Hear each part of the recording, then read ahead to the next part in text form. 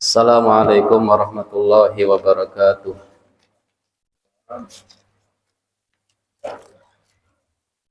Bismillahirrahmanirrahim. Alhamdulillahirabbil alamin.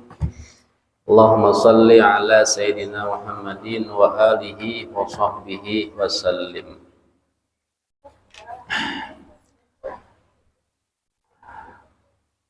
Masih di dalam penjelasan hadis ke-14 tentang darah yang dihalalkan ada 3. Yang pertama, orang yang sudah punya istri atau yang sudah punya suami, dia berbuat zina. Maka hukum Islam menghalalkan agar dia dihukum dirajam, dilempar dengan batu, dipertontonkan di tengah-tengah kampung, dilempari dengan batu dengan orang sekampungan sampai dia mati. Nah, ini hukum yang Allah tetapkan. Kita kadang-kala hendak sarik, kenapa ini kejam? Bukannya kejam, ini untuk kebaikan manusia. Allah tahu apa yang terbaik untuk manusia. Karena kalau dibiarkan perbuatan zina ini akan mengakibatkan dampak merusak, diantaranya merusak keturunan. Di mana-mana orang bisa anak, tidak ada abahnya. Nah, akhirnya alih kiapa anak bakawinan, mun abahnya kededa, siapa walinya? Sedangkan Allah menjadikan jalan keluar dengan halal pernikahan. Bahkan mahar pun tidak ada syarat. Bahkan Nabi kita bersabda, pernikahan yang paling barokah yang paling sedikit maharnya. Cukup mahar dengan cincin besi, halal. Ya, begitulah Islam. Bahkan kalau tidak cukup 1, boleh 2, 3, 4. Nah, yang kedua adalah orang yang membunuh dengan sengaja. Itu. Jadi ini kisos. Jadi dengan sengaja, yang pertama syaratnya si pembunuh itu orangnya balik dan berakal. Bila kekanakan membunuh belum balik, ya tidak boleh dikisos. Atau dia orang gila, atau orang gila mahamuk, mamukuli sampai orang mati, juga tidak boleh dikisos. Ya, tidak boleh dihukum semesti mana, karena dia berbuat dalam keadaan yang belum berakal dan tidak balik. Kemudian yang ketiga,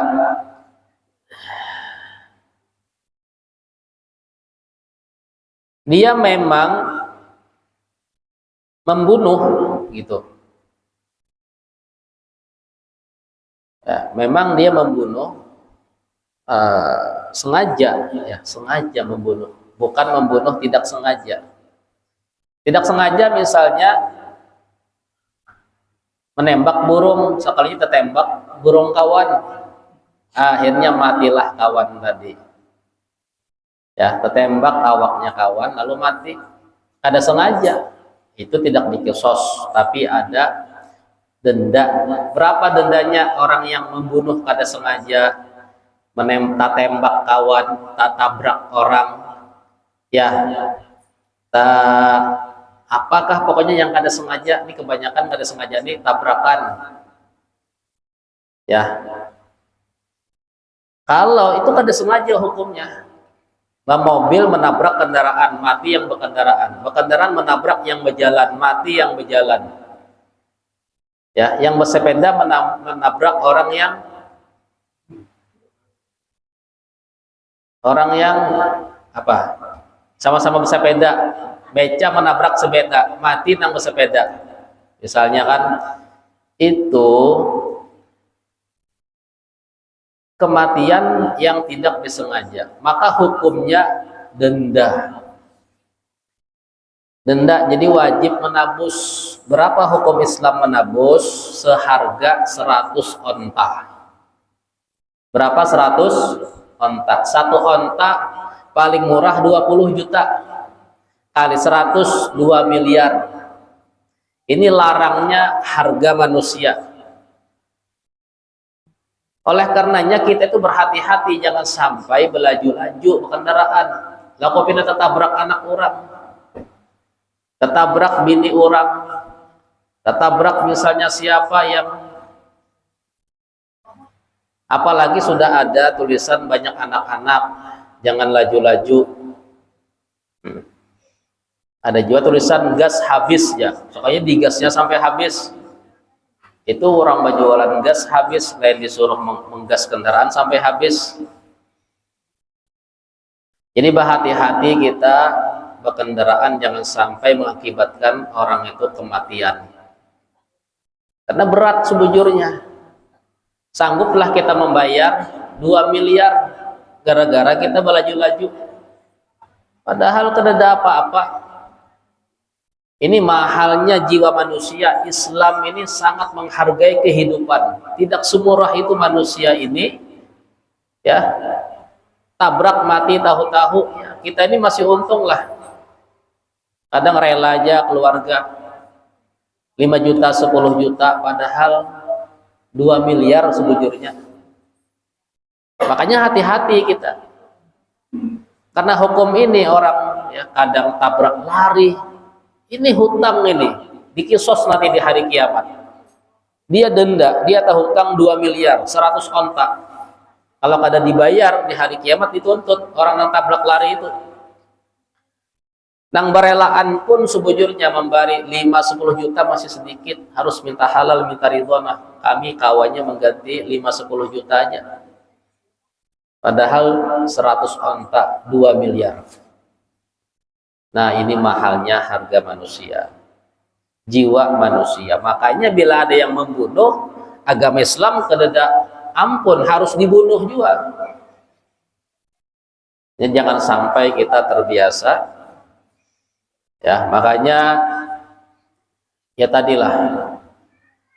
Ya, kadang kita itu kenapakah berjaga-jagawan di kampung itu. Nah, bahari ingat di jaulon adanya orang tuh baharatan di kampung, bawa untalan kadang taguh, lalu kisah jagau atau juga bekalahi membawa lading di pinggang. Nah, bahari rame itu. Wah, ini kita ada lagi bang membawa lading di pinggang tuh orang sibuk bawa mencari duit di jauh ini. Tapi ada aja bang kadang nang orang preman-preman tuh kadang bisa aja, kadang bahasa sarikan masih terbawa ini ya. Nah, tapi bahari dasar rami pembunuhan nih ya. Tapi ada aja bang wah ini. Ada aja kasus pembunuhan tuh. Hanya-hanyar tadi ada di daerah manakah Banjarmasin berita bakalahi pembunuhan. Nah, itu biasanya pengaruh obat-obatan pian. Obat-obatan ini pian akal tuh hilang. Ya, akal hilang, akhirnya cepat sarik, emosi, akhirnya mengambil parangnya sudah. Nimpas kawan. Nah, nyamannya wah inilah dianggap darah itu murah harganya. Tidak semurah itu. Siapa yang sengaja membunuh, wa may yaqtul mu'minan muta'ammidan fajazahu jahannamu khalidina fiha. Fajazahannam wa ghadiballahu alaihi wa la'anahum wa adalahum azaban azima. 5. Siapa yang membunuh mukmin dengan sengaja, 5. Jahannam, kekal, Allah laknat, Allah murka dengan azab yang besar. Kata ulama, 1 azab aja jahannam cukup. Tapi Allah kuatkan dengan kata-kata dilaknat, dimurkai, azab yang besar, kekal, jahannam.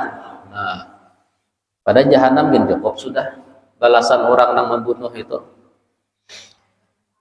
Tapi makanya Islam ya melarang, makanya adanya hukum kisos, sehingga jangan sampai orang wani babunuhan, ya.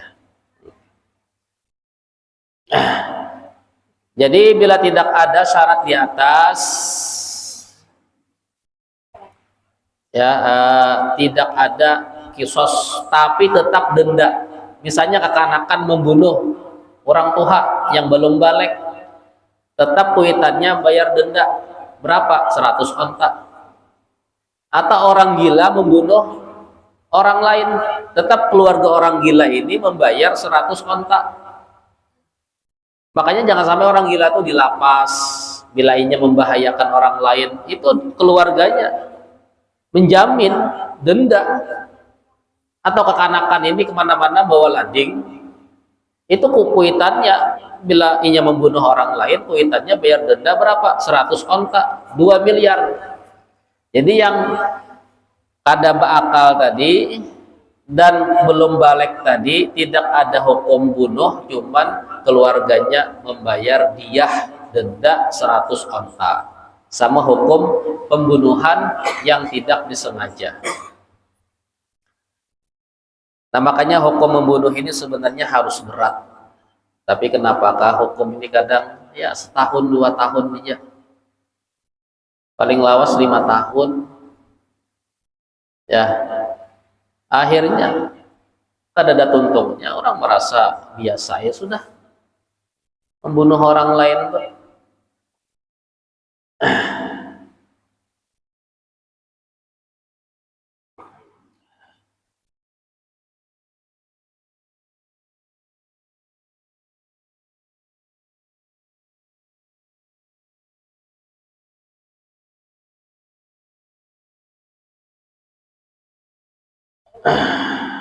Nah kemudian, nah makanya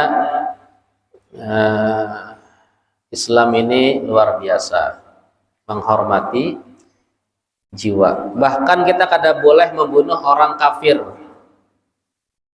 Ini pas perayaan Natal misalnya, mandak bom di gereja, kada boleh, berdosa, haram, ya.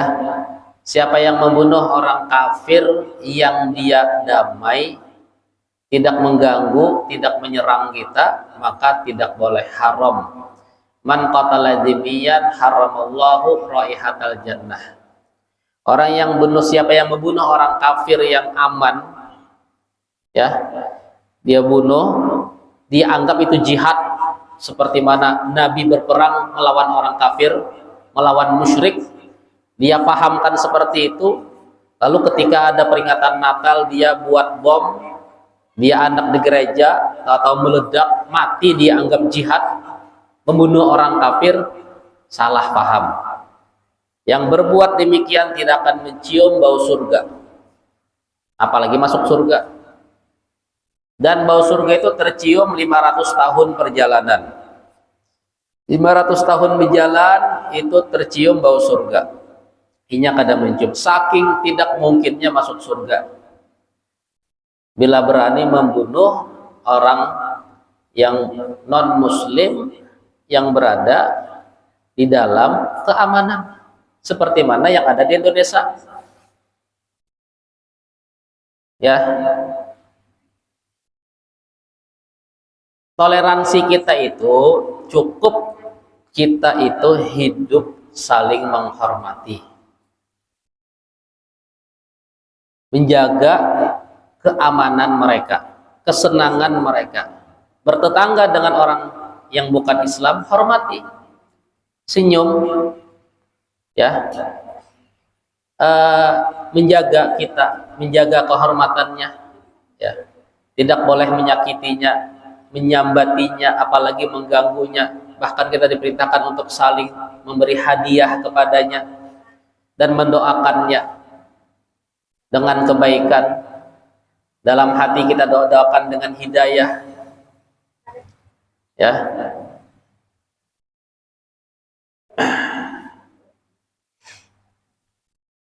Nah, adapun misalnya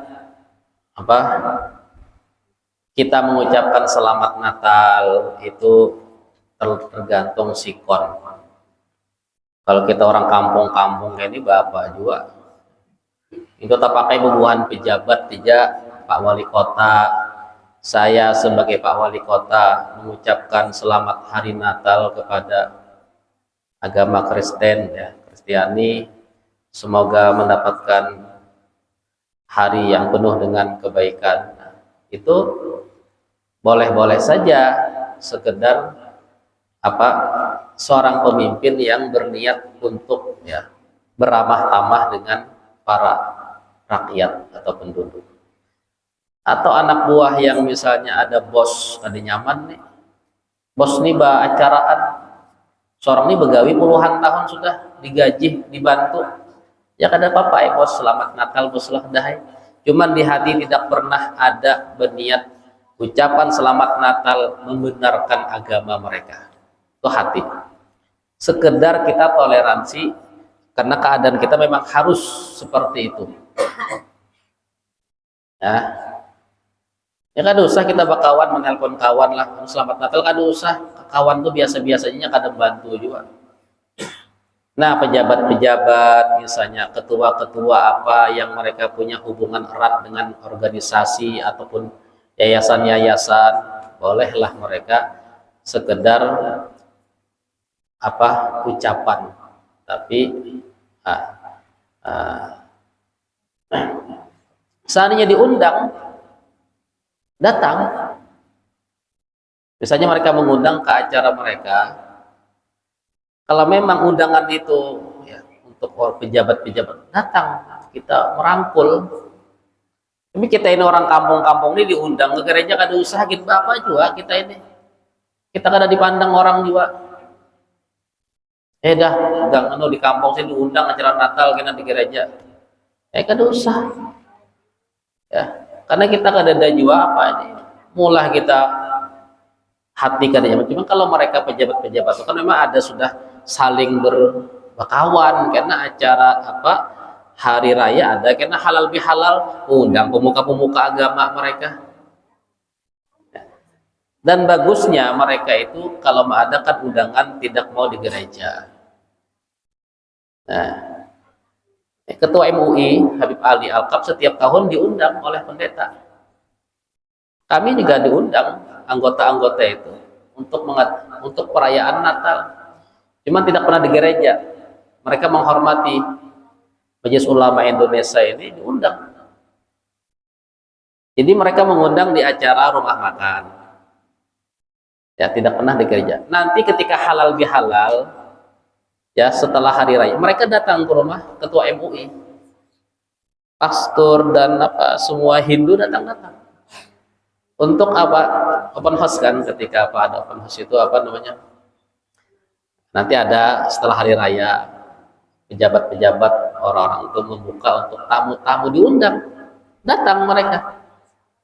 Seperti itu toleransi tidak berlebih-lebihan. Yang berlebihan bagaimana?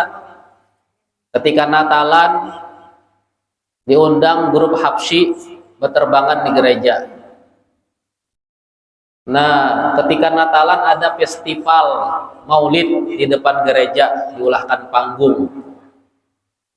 Ada usaha apa campur-campur kayak itu. Mereka punya acara sendiri, nyanyian sendiri, kada usah lah. Di gereja ada Tolak Al-Badru dan lain-lain. Cukup kalau hadir, umpati kegiatan mereka, kada usah dicampur-campur. Ini di Indonesia sudah banyak. Ya. Khususnya di luar Kalimantan, toleransi itu keterlaluan. Di gereja mengadakan selamatan, tumpungan dengan santri diundang dengan Tolak Al-Badru di dalam gereja. Apa itu? Nah, ini toleransi yang sudah tidak di dalam kaidah. Kita seandainya menjaga keamanan mereka, itu sudah toleransi yang luar biasa. Tidak mengganggu ibadah mereka, toleransi yang sudah besar. Seperti itu Nabi kita di dalam bermuamalah di kota Madinah dengan orang-orang yang bukan Islam. Yahudi di kota Madinah itu, Nabi kita seperti itu, menjaga, menghormati perjanjian damai, tidak saling mengganggu dan lain-lain. Ya. Begitu juga kita. Ya. Nah, alhamdulillah Kalimantan, Banjarmasin tidak pernah terjadi hal-hal apa orang radikal, aliran keras di dalam beragama. Karena di beberapa tempat seperti dibom, Bali dulu pernah dibom, Surabaya juga pernah kejadian gereja dibom.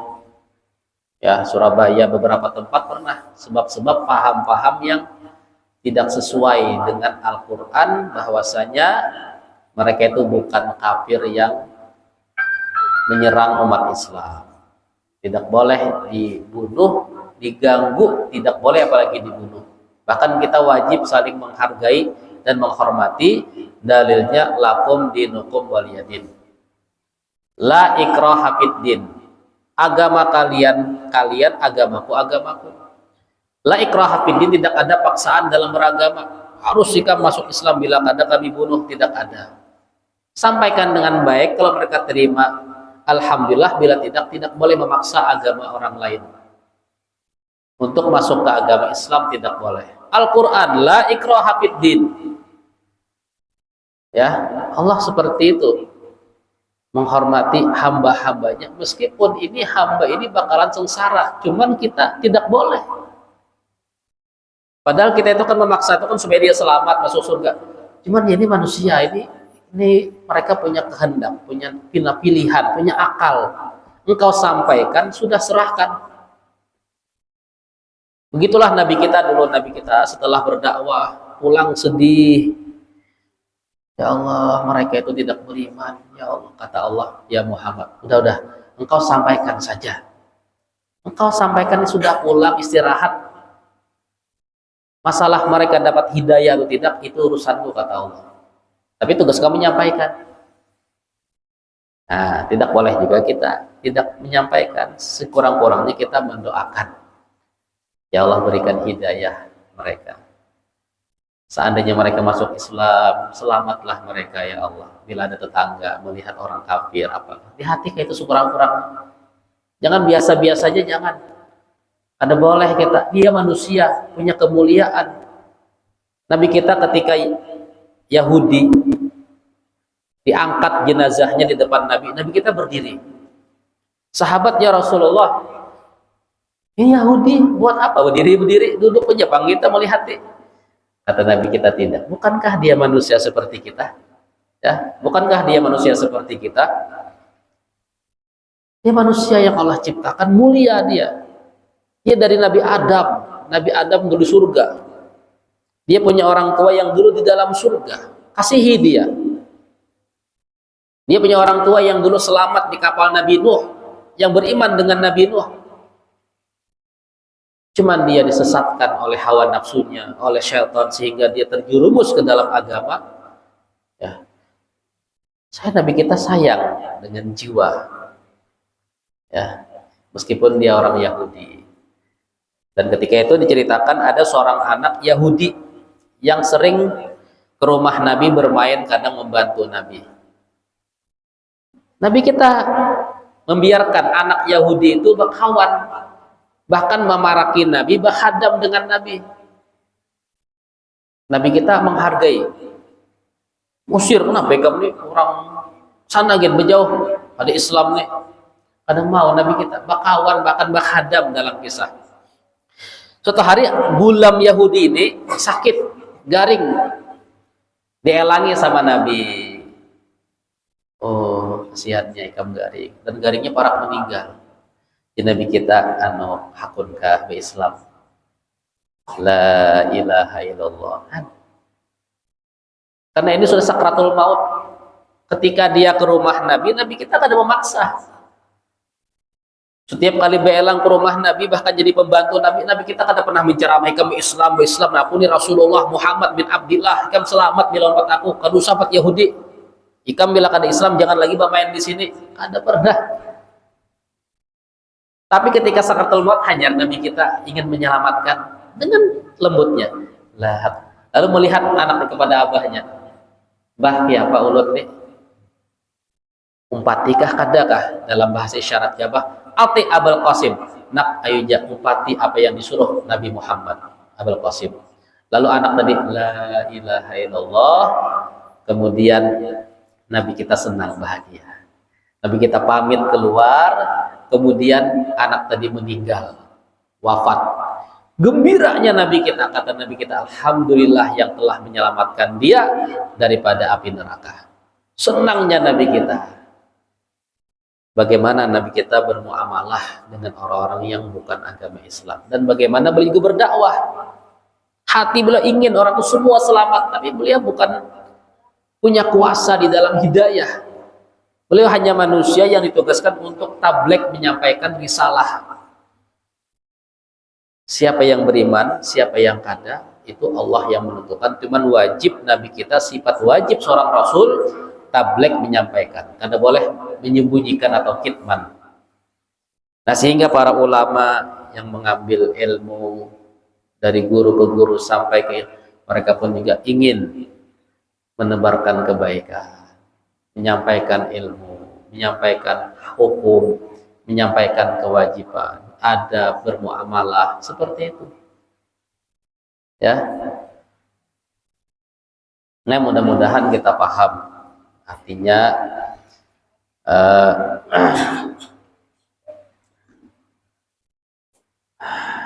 nah, kemudian juga halalnya darah orang yang murtad ini halal. Islam kemudian kafir, itu boleh dibunuh meskipun dia tidak memerangi. Ya, dalam hadis man baddala dinahu faqtuluh, siapa yang murtad bunuh dia. Naudzubillah. Kan hukum Islam itu membolehkan. Kenapa? Ya tadi, supaya kamu kok berani sih, sudah Islam baik, sudah, kenapa aku masuk neraka dan kekal selama-lamanya? Kalau Islam ini seandainya masuk neraka tidak kekal. Jadi Allah itu ingin menyelamatkan manusia. Kalau sudah beragama, sudah paham agama, bersyahadat, hati-hati jangan sampai murtad. Karena hukum itu berat, dibunuh. Nah, di sini menunjukkan tegasnya agama. Kenapa orang banyak murtad? Karena tidak memiliki ilmu agama. Nah, hati-hati biar atau pindah agama, murtad, iman kada kuat, dibari-bari, dibantu-bantu, hakun, gara-gara sekedar makanan minuman yang seberapa ada, karena tadi lemah. Nah, itu sebenarnya dalam hukum itu dibunuh, dalam hukum Islam ya. Nah itu. Yang ketiga, yang boleh dibunuh adalah orang yang meninggalkan jamaah. Jamaah di sini aliran, akidah, etikat. Jadi dia itu menyimpang. Dia mengatakan sholat itu kada wajib. Nah, itu sebenarnya dibunuh itu. Ya. Puasa itu kada wajib, berhaji itu kada wajib. Islam cuman akidahnya menyimpang, menyesatkan. Makanya ketika Datu Ambulung itu menyampaikan tentang ajaran yang difatwakan oleh Datu Kampalampayan menyimpang, karena membuat pengikutnya sesat. Siapa sesatnya? Mengaku Tuhan. Pengikutnya ini mengaku Tuhan, berataan jadi Tuhan sudah, saking tingginya ma'rifat ujarnya. Jadi melihat diri ini karena dipahamkan dengan ajaran ya sesuatu itu kan.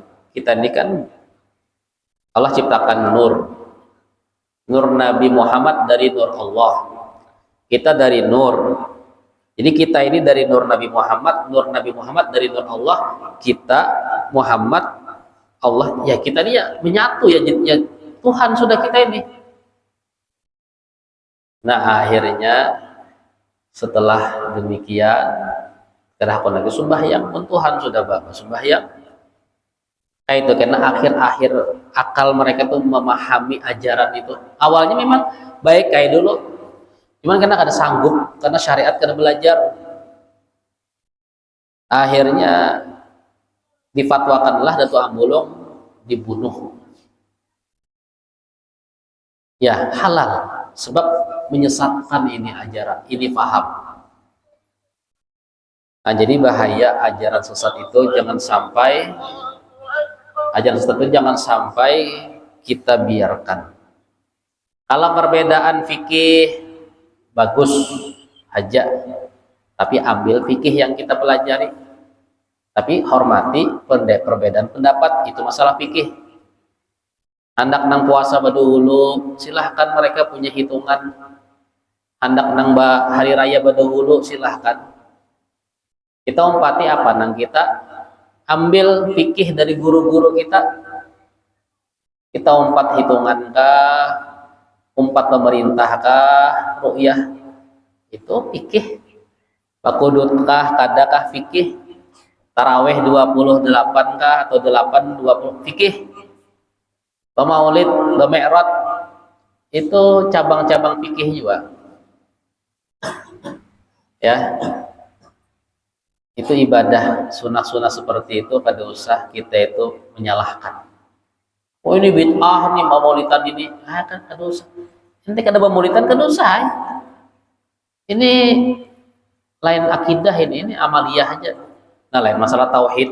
Nah, itu ada kitabnya membahas paham-paham yang menyimpang. Seperti sholat kada wajib, puasa kada wajib, haji kada wajib. Seperti ada bayar membeli surga, menabus 7 juta surga. Terus lagi sembahyang sudah dapat kartu surga sudah. Nah, mereka-mereka yang menyesatkan ajaran seperti itu boleh dibunuh. Nah ini nggak ada, hati-hati karena dia keluar daripada ahlu sunnah wal jamaah. Kasihan orang kada akan sembahyang lagi. Seperti mana seakan-akan dia itu murtad sudah. Nah, belum lagi paham-paham yang itu murtad ya. Kalau dihukum itu murtad sudah keluar daripada agama Islam. Ya. Kadang-kadang agama Islam itu kan 5. Rukun Islam itu 5. Nggak sebutin rukun ini jangan ada dihukumi wajib. Ya bukan Islam.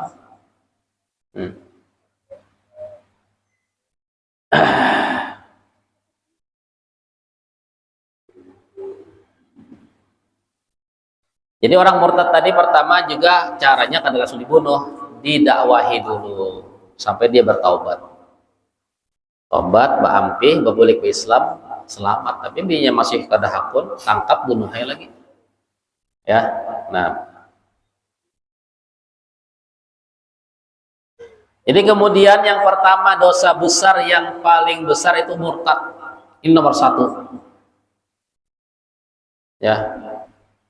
Nah, termasuk kekafiran yang paling besar murtad. Sudah Islam kenapa berbulik? Ini paling besar nih. Ya. Nah, yang kedua membunuh dosa besar. Yang ketiga berzina, urutan ketiga. Jadi membunuh lebih besar daripada berzina. Yang keempat memfitnah orang berzina. Juga nih dosa. Yang kelima dosa besar mencuri. Yang keenam minum khamar. Kenapa mencuri lebih besar? Karena mencuri ini merugikan orang lain. Kalau khamar hanya seorang. Jadi kalau hakun mencuntan lawan mencuri, pilih menyuntan lawan minum, pilih minum aja. Karena minum ente kada mudarat dengan orang lain, tapi mencuri mudarat dengan orang lain. Tapi jangan dianggap khamar ini biasa. Karena gara-gara mabuk tadi lalu menyuntan. Gara-gara mabuk lah membunuh orang. Nah, tapi kalau urutannya kayak gitu. Kemudian riba, ya, ketujuh dan kedelapan dosa besar gosok, mengambil harta orang tanpa izin. Ini dosa besar yang paling terakhir. Ya. Nah, jadi ini dosa-dosa besar ya. Jangan sampai tegawi. Kalau tegawi bertaubat. Semua dosa besar diampuni kecuali kafir. Kafir harus berislam. Karena kalau taubat kafir itu. Berislam dulu itu taubatnya. Selama membunuh aja, berzina, khamar, bila bertaubat Allah ampuni. Ya, mudahan kita semua Allah hindarkan daripada dosa-dosa. Rabbana fa'na bima 'allamtana rabbi alimna lan yanfa'una rabbi faqihna faqihna sallallahu alaihi wasallam alhamdulillahi rabbil alamin subhanallahi bihamdika asyhadu an la ilaha illa anta. Assalamualaikum warahmatullahi wabarakatuh.